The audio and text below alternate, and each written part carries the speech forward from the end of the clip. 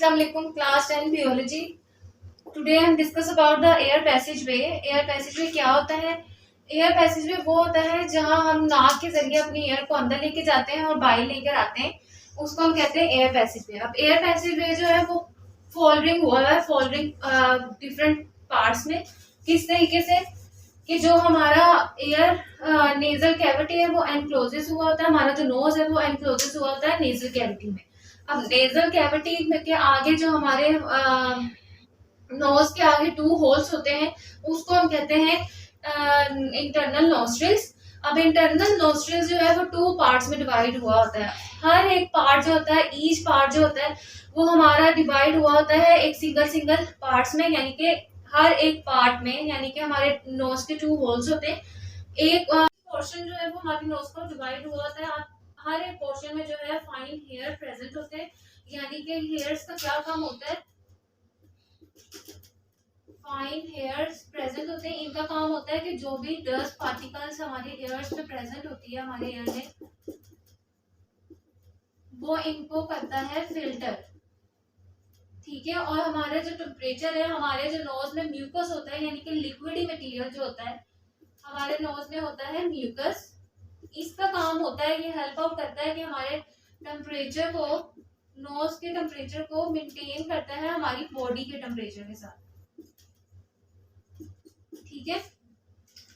हमारे दोनों नोज की जो होल्स हैं उनमें फाइन हेयर्स प्रेजेंट होते हैं जो कि जो एयर के डस्ट पार्टिकल्स को फिल्टर आउट करते हैं। और दूसरा हमारे जो म्यूकस होता है हमारे नोज में प्रेजेंट, वो हमारे नोज के टेम्परेचर को मेंटेन करता है हमारी बॉडी लेवल के साथ। ठीक है।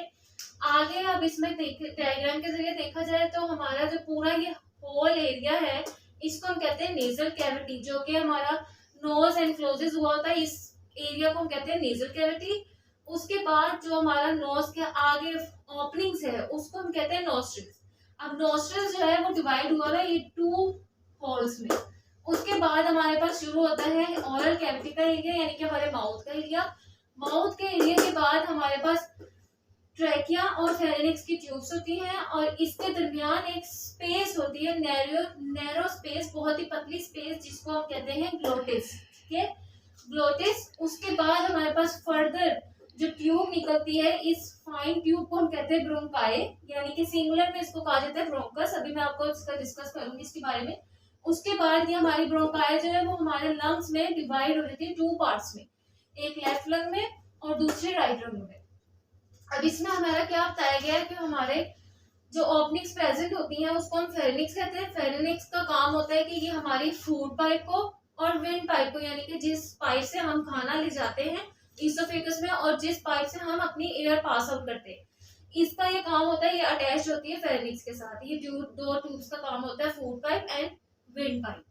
उसके बाद ये कह रहे हैं कि air goes from the pharynx into the larynx. उसके बाद जो हमारी एयर है विंड पाइप से आते हुए ट्रैकिया फेरेनिक्स को जाएगी, फिर उसके बाद लैरिंक्स को जाएगी। उसके बाद वो कह रहे हैं ग्लोटिस इज अ नैरो, जो कि मैं पहले आपको बता चुकी हूँ, narrow opening at the floor of pharynx which Leeds into the larynx, यानी कि ग्लोटिस एक बहुत ही नैरो स्पेस है किसके दरमियान, between the pharynx and trachea. अगर हम बात करें फेरेनिक्स की, इस एरिया की बात करें तो फेरेनिक्स जो है वो एक बॉक्स होता है। ठीक है। इसके अंदर प्रेजेंट होते हैं वोकल कॉर्ड्स। अब वोकल कॉर्ड्स क्या होते हैं? ये फाइब्रस ब्रैंड्स होते हैं जहां से हमारी वॉइस प्रोड्यूस होती है, जहां से हम बोलते हैं, हमारी स्पीक आउट होती है। ठीक है।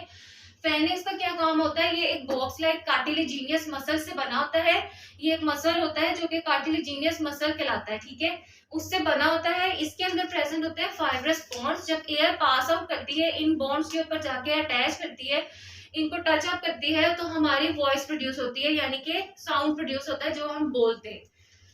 लैरिंक्स, उसके बाद आ जाता है हमारा एरिया लैरिंक्स का। This area is known as larynx. Larynx जो है वो आगे, इसको हम लैरिंक्स को विंड पाइप भी कहते हैं, जहां से हमारी एयर पास आउट होती है। ठीक है। इस 2 एरिया के दरमियान एक विंड पाइप होती है, और इस एरिया में ही विंड पाइप होती है और फूड पाइप दोनों होती है। ठीक है। विंड पाइप जो है वो हमारी क्या होती है? सी शेप्ड में होती है।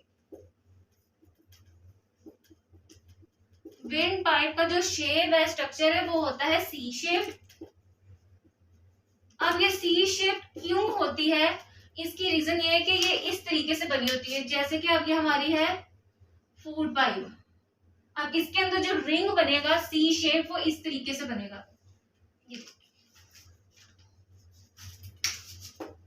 पूरा गोल सर्कल नहीं होगा, ये सी शेप में इस तरह से रिंग्स बनेंगे इसके अंदर हमारी फूड पाइप में, इस तरीके से। अब ये सी शेप में क्यों होते हैं, इसकी रीजन ये होती है कि ये हमारे जो विंड पाइप की और फूड पाइप के जो मसल्स हैं, ये कार्टिलेजिनियस मसल जो है, इसको फटने से, कोलैप्स होने से बचाती है। ठीक है, एक मिनट।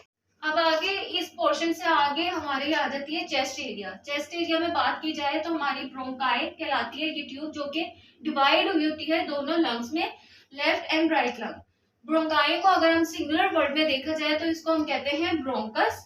ठीक है, इसको हम ब्रोंकस भी कहला सकते हैं और इसको हम ब्रोंकाई भी कहते हैं। सिंगुलर में ये ब्रोंकस आ जाएगा। ठीक है, अब ब्रोंकस जो है वो डिवाइड हुआ होता है दोनों लंग्स में सेवरल ट्यूब्यूल्स में, जिसको हम कहते हैं ब्रोंकायोल्स। ठीक है, ब्रोंकायोल्स का काम क्या होता है, इसमें होती है हमारे पास डिफरेंट कैपिलरीज वेन्स, जो कि डीऑक्सीजनेटेड और ऑक्सीजनेटेड ब्लड को, यानी कि साफ और गंदे खून को हमारे जो है वो हार्ट से लेते हैं और पूरी बॉडी को सप्लाई आउट करते हैं। ठीक है, अब इसमें क्या बताया गया है कि हमारे पास एक दफा मैं ये रीड आउट करती हूँ, bronchi continue dividing into the lungs until they make several fine tubes called bronchioles, यानी कि ब्रोंकाई डिवाइड हुई है, जैसे मैंने अभी पहले बताया, सेवरल ट्यूब्स में, जिसको हम कहते हैं ब्रोंकायोल्स। ये जिस तरह से आपको ये नजर आ रही है ये ब्रोंकाई, ये एक सिंगल ब्रोंकाई है। ठीक है, एक सिंगल ब्रोंकाई को हम कहते हैं ब्रोंकस या ब्रोंकाई, और सेवरल्स ऑफ ब्रोंकाई को हम कहेंगे ब्रोंकायोल्स।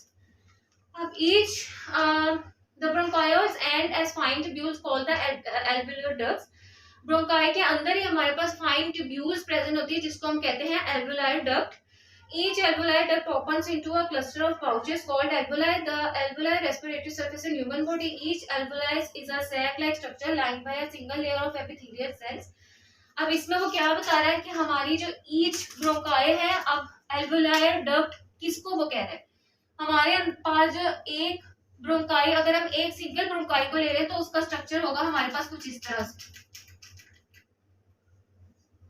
ये इसकी मैं डायग्राम बना रही हूँ एक सिंगल ब्रोंकाई की। ठीक है, ये प्रेजेंट है हमारे पास ब्रोंकाइल्स। ठीक है, ये इस तरीके से कुछ स्ट्रक्चर होता है सिर्फ एक सिंगल ब्रोंकाई का। ठीक है, अब जो एल्वोलायर डक्ट है वो इस ट्यूब को कहा गया है, this one tube is alveolar duct. अब इसके अंदर प्रेजेंट होती है हमारे पास कुछ वेन्स इस तरीके से, जो कि हमारी एल्वोलाई को पास आउट हो रही होती है। अब ये वेन्स क्या कहलाती हैं, एल्वोलाई। ठीक है, ये हमारे पास क्या है, सिंगल डक्ट। अब इसके अंदर इनके अंदर गुच्छा होता है एल्वोलाई डक्ट, यानी कि एल्वोलाई डक्ट के अंदर गुच्छा होता है कैपिलरीज का, जो कि ब्लड को कैरी आउट करती है। ठीक है, हार्ट से, और इसके अंदर वेन्स प्रेजेंट होती है, कैपिलरीज प्रेजेंट होती है, और इस तरीके से क्लस्टर ऑफ पाउचेस बना होता है कैपिलरीज का। ठीक है, अब इसी में लास्ट में इसका क्या कह रहा है कि the pulmonary artery from the heart containing deoxygenated blood enters the lungs and branches into arterioles and then into capillaries which surrounds the alveoli. Then they join together to form the venule from the pulmonary vein. The pulmonary vein carries the oxygenated blood back to the heart.